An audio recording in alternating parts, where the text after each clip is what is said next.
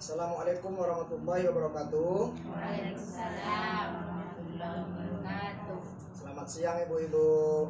Siang. Gimana kabarnya hari ini? Baik. Ya, pada hari ini kita kembali mengadakan pertemuan kita, menyambung pertemuan kita pada bulan yang lalu.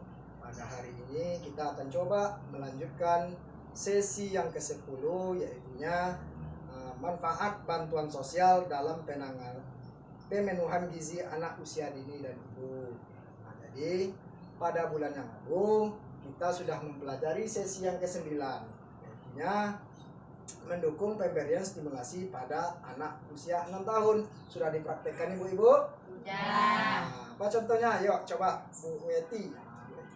Membawa anak masak di dapur. Iya, tuh. Supaya dia bisa besar nanti Bisa memasak ya Bu ya. Iya. Nah, kita kasih dulu tepuk tangan untuk Bu Etinya. Jadi itu salah satu contohnya. Membawa anak itu ketika kita bekerja di dapur. Jadi anak kita itu bisa nanti akan pembelajaran di situ. Ada pembelajarannya seperti mencuci, ya kan? Itu contoh-contoh memberi stimulasi atau memberikan stimulasi pada anak yang usianya 2-6 tahun. Pada pembelajaran berikut ini kita akan coba membahas yaitunya modul yang ke-6, pemanfaatan bantuan sosial dalam pemenuhan gizi anak usia dini dan ibu hamil. Sesi yang ke-10 yaitu pemanfaatan bantuan sosial dalam pemenuhan gizi anak usia dini dan ibu. Nanti kita akan coba lagi saling berdiskusi dalam sesi ini. Jadi kita akan coba nanti menjelaskan bantuan sosial. Ibu-ibu ini sekarang kan sudah menerima bantuan sosial. Ibu kan menerima bantuan sosial. Coba siapa yang tahu apa itu bantuan sosial? Bantuan PKH. Tuh bantuan sosial namanya tuh. Coba Kak Wirda, apa bantuannya? Bantuan sosial itu apa? Bantuan KIS. KIS itu juga bantuan sosial namanya ya. Pintar. Kartu pintar. Betul, kita kasih tepuk tangan untuk kita semua dulu. Jadi bantuan sosial itu merupakan upaya pemerintah untuk meningkatkan taraf kesejahteraan, kualitas, dan kelangsungan hidup baik individu, keluarga, kelompok, dan masyarakat agar berfungsi sosial. Kalau menurut istilahnya itu penjelasannya, bantuan sosial itu upaya yang diberikan oleh pemerintah untuk meningkatkan taraf hidup kita. Itu yang mudah kita pahami. Untuk meningkatkan taraf hidup keluarga penerima manfaat. Itu yang bantuan sosial. Jadi bantuan sosial itu banyak yang kita terima, banyak yang ibu-ibu terima. Coba Bu Eni, apa bantuan sosial yang Bu Eni terima? Beras. Ya beras, itu bantuan sosialnya. Apalagi telur. Ya, itu betul. Kita kasih dulu tepuk tangan untuk Bu Eni. Bantuan beras yang dia dapat. Kalau sekarang dalam istilahnya bantuan beras itu bantuan sembako atau kita biasa sebut dulu BPNT. Yang kita terima per 3 bulan itu apa namanya, bantuan apa? PKH. Betul, bantuan PKH. Apalagi kalau anak-anak kita apa yang dia terima? Kartu KIS. Itu jenis-jenis bantuan yang diterima oleh keluarga penerima manfaat itu yaitunya kartu KIS, kartu KIP itu namanya jenis bantuan. Jadi menurut secara umum ya ibu-ibu ya, bantuan itu ada dua jenis. Yang pertama bantuan materi. Yang kedua bantuan non materi. Bantuan materi itu yang seperti tadi yang Ibu sebutkan tadi, yang seperti yang Ibu Bu Eni sebutkan tadi, seperti bantuan program keluarga harapan PKH, atau bantuan BSP, bantuan beras. Selanjutnya kartu KIP untuk anak kita di sekolah, kartu KIS untuk ibu-ibu berobat di puskesmas. Tuh. Bantuan non materi yang kedua. Bantuan non materi itu adalah yang tidak terlihat. Contohnya seperti apa tuh? Seperti kami inilah, memberikan penjelasan ke ibu-ibu, memberikan pertemuan P2K2, atau memberikan informasi-informasi yang ditugaskan oleh pemerintah kami ini. Itu bantuan non materi namanya itu. Menjelaskan tentang modul kita, pencegahan, penanganan stunting. Itu ilmu-ilmu atau ilmu yang kami berikan itu namanya bantuan pemerintah non materi. Itu jenis bantuan itu secara umum ada dua, materi dan non materi. Jadi bantuan sudah ibu-ibu. Jadi bantuan itu tentu ada kegunaannya atau manfaatnya. Apa manfaat dari bantuan-bantuan yang ibu terima? Coba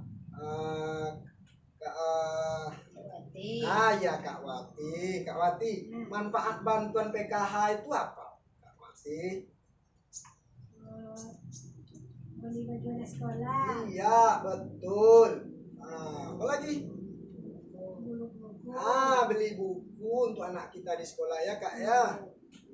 Bayar uang sekolahnya. Gitu kan. Kalau bantuan beras untuk kita makan, meningkatkan gizi kita. Gitu. Jadi manfaat dari bantuan yang ibu-ibu terima itu, yang pertama meningkatkan ketahanan pangan di tingkat KPM sekaligus sebagai mekanisme perlindungan sosial dan penanggulan kemiskinan. Jadi PKH itu tujuannya kan meningkatkan taraf kehidupan ibu-ibu, mengangkatnya, dikasih bantuan materinya berupa uang tunai. Jadi manfaatkanlah untuk kebutuhan ibu-ibu. Yang kedua, meningkatkan pertumbuhan ekonomi di daerah, terutama usaha mikro dan kecil di bidang perdagangan. Ada misalnya bantuan UMKM kita contohkan bantuan UMKM untuk bisa meningkatkan taraf perekonomian, berusaha kecil ya Kak Eti ya, bisa menumbuhkan usaha kecil itu supaya lebih besar lagi usahanya. Kalau usahanya sudah besar, bisa membantu atau menopang perekonomian keluarga kita. Itu manfaatnya. Dalam jangka panjang, mencegah terjadinya stunting dengan pemenuhan gizi pada 1000 hari pertama kehidupan. Jadi kita ibu-ibu memperoleh bantuan sosial tunai, atau bantuan sembako, BPNT itu, BSP sekarang namanya, BSP bantuan sosial pangan. Jadi di situ kan ada telur atau daging, dikasih beras, gunanya untuk gizi tadi, untuk meningkatkan pemenuhan gizi ibu-ibu, terutama ibu-ibu yang lagi hamil dan menyusui. Jadi bantuan BSP tadi yang ibu-ibu terima itu, ibu-ibu tahu ada nilai gizi apa yang terkandung dalam bantuan itu? Dalam bantuan BSP itu, bantuan sosial pangan itu, ibu-ibu menerima apa dari bantuan sosial pangan itu? Apa yang dibeli di warung itu? Beras, ya, apa lagi? Telur, kacang hijau dikasihnya ya. buah-buahan. Jadi di dalam makanan itu, bahan makanan tadi itu ada mengandung nilai gizi. Coba ibu-ibu perhatikan isi piringku. Ini apa nih? Ini dulu yang besar dulu, makanan. Ini sayuran, lauk pauk, buah-buahan. Jadi dalam bantuan sosial pangan ini tercakuplah keseluruhan ini. Yang pertama beras. Makanan pokok kita kan beras nih. Makanan pokok beras yang dikasih oleh yang kita beli di warung. Lauk pauknya biasanya telur yang ibu-ibu beli kan. Selanjutnya buah-buahan. Ada ibu-ibu yang membeli buah limau, jeruk, pepaya. Selanjutnya sayur-sayuran atau kacang-kacangan. Jadi ibu-ibu, dari isi piringku itu, yang pertama makanan pokok, karbohidrat, adalah sebagai sumber tenaga kita. Kalau tidak ada karbohidrat yang kita makan, kita akan loyo, lemas. Apalagi bapak-bapak yang untuk bekerja, dia akan loyo. Begitu. Lauk pauk itu sumber protein. Misalnya daging ayam, daging sapi, telur, itu adalah sumber protein. Selanjutnya sayuran dan buah-buahan merupakan sumber vitamin dan mineral. Misalnya adanya buah jeruk itu mengandung vitamin C, gitu kan.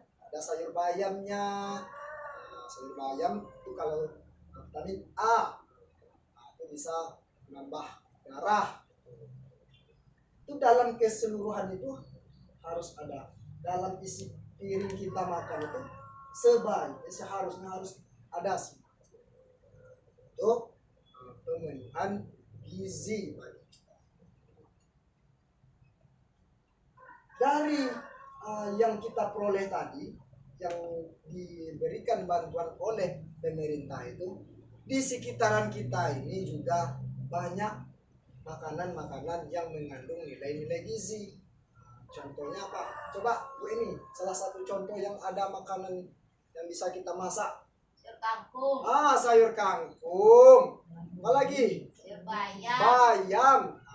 Pucuk ubi, kalau orang kampung awak kan pucuk ubi. Kacang Panjang itu. Makanan-makanan seperti itu ada di sekitar kita ini. Mudah kita dapat, mudah dimasak. Semuanya itu mengandung nilai gizi yang tinggi.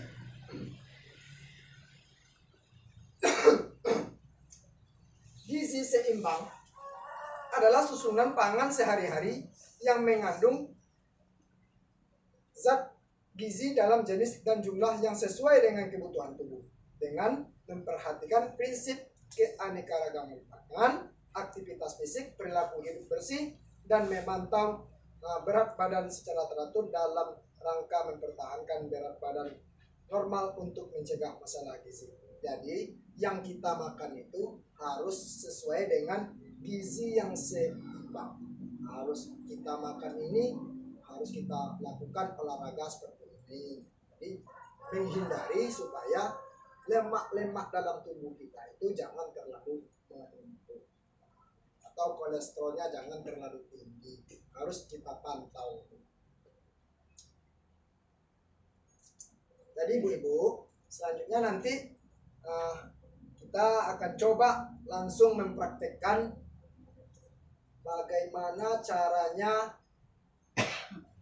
kita membuat makanan pendamping ASI untuk ibu-ibu yang lagi menyusui. Jadi sebelum kita mempraktekkan itu, makanan MPASI ini perlu bagi ibu-ibu yang sedang menyusui untuk membantu ASI dari ibu-ibu. Kapan itu MPASI itu boleh dilakukan? Umur berapa anaknya boleh diberikan? 6 bulan. Nah, ini kita coba perhatikan ini. Ini ada tabelnya. Dan usia 6 sampai 8 bulan. Ini ada makanan MPASI-nya. Coba diperhatikan. 9 sampai 11 bulan dibulat makanannya. 12 sampai 23 bulan di makanannya. Nanti kita coba praktekkan 1 atau 2 MPASI. Nah, sekalian nanti kita coba mempraktekkan memasak makanan untuk si bapaknya langsung. Ibu-ibu, Yo. bisa dipahami? Bisa. Oke. Jadi besok sebelumnya ada yang mau ditanyakan? Ada yang mau ditanyakan? Bisa. Bisa dipahami ibu-ibu? Bisa. Nah, di bulan depan kita akan coba mempelajari modul 7 pencegahan dan penanganan stunting melalui kebersihan diri dan lingkungan. Sesi yang ke-11 mendukung praktek cuci tangan pakai sabun. Nah, kita akan coba membahasnya nanti di pertemuan berikutnya. Kalau memang tidak ada pertanyaan, cukupkan dulu. Assalamualaikum warahmatullahi wabarakatuh. Waalaikumsalam.